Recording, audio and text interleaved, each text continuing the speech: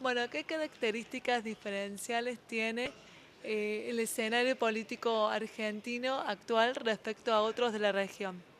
Bueno, en general diferencial, pero también similar a algunos otros países. Yo defino Argentina como un sistema multipersonalista inestable, con un liderazgo eventual preponderante. Esto que suena tan complejo podría ser definido por la ciencia política como la ausencia de un sistema de partidos estable, como un multipartidismo inestable. Sin embargo, yo creo que los partidos están tan pero tan rotos y está la personalización o la hiperpersonalización tan dominante en el escenario que verdaderamente, por lo menos de mi punto de vista, hace difícil hablar de multipartidismo, ¿no? De hecho, un partido puede subir 20 o 30 puntos o bajar la misma cantidad simplemente con cambiar su candidato y esto eventualmente habla de esta característica.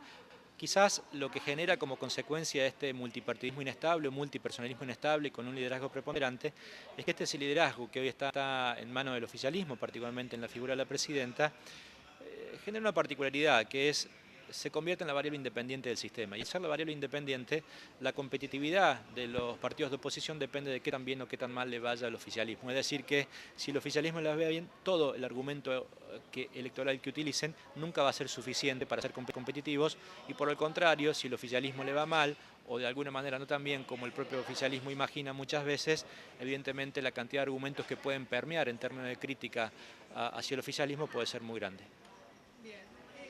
¿Qué diferencias hay en la manera de hacer política en Argentina con Brasil, que es un país con el que muchas veces nos comparamos, sobre todo en la política? Bueno, algunas muy grandes y otras no tantos. La diferencia tiene que ver con la escala.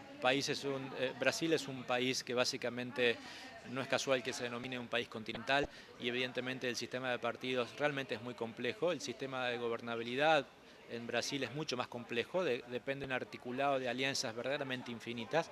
Estudios demuestran que el elector a los 3 meses de haber votado se olvida quién votó en Brasil, especialmente en elecciones intermedias, pero sin embargo tiene algún tipo de similitudes. Primero que tiene condicionamiento fuerte de lo que se denominan poderes fácticos, los sectores sindicales, los poderes empresariales, distintos sectores organizados.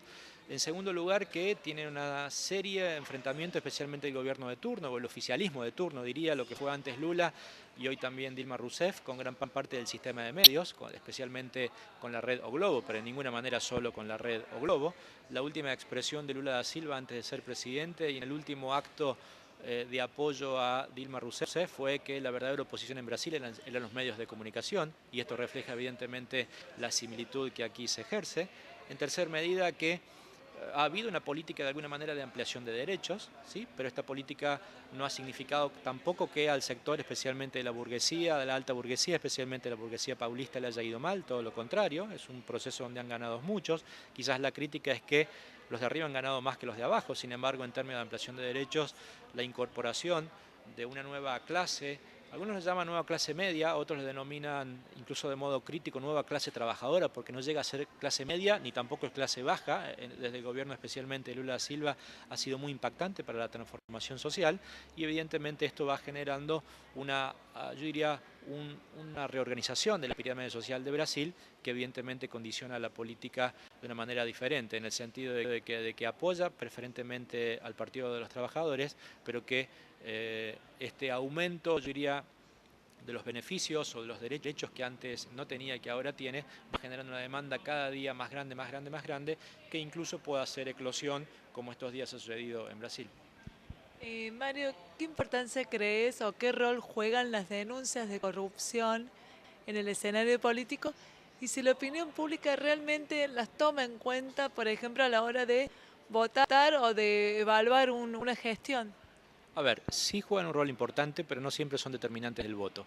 Y lo digo esto porque en general la dimensión económica es superlativa, supera casi siempre al peso la incidencia que puede tener las denuncias, preferentemente las denuncias de corrupción, y en general muchas veces lo que hacen es que más que correr el voto, ¿sí?, de un sector a otro, produce una radicalización más fuerte de aquellos que ya han optado preferentemente por la oposición o por, yo diría, sector diferente al denunciado, ¿no? Entonces, más que un determinante del movimiento electoral, es preferentemente una situación, especialmente cuando hay déficit en la gestión económica, que potencia o radicaliza una percepción existente.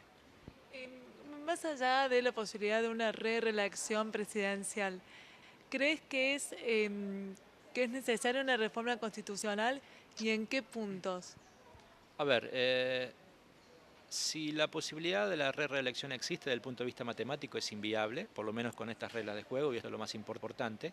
Segundo, sobre si una constitución, digo en términos genéricos, no hablo ni de nacional, en términos genéricos puede ser reformada, yo diría siempre hay excusas o argumentos absolutamente valiosos para reformarlo. Evidentemente sí comparto que hay dimensiones que tienen que ver con la justicia que pueden ser reformables, ¿sí? Pero tampoco creo que hoy la vida de un país se mueva o simplemente por que el sector de la justicia esté o no esté reformado. Me parece que, insisto, siempre es oportuno en la medida en que la discusión lo amerite, la profundidad de la discusión lo amerite, ¿sí? Pero hoy difícilmente el país pueda tener el consenso necesario, por lo menos desde el punto de vista legislativo, que garantice la posibilidad de una sanción de la reforma.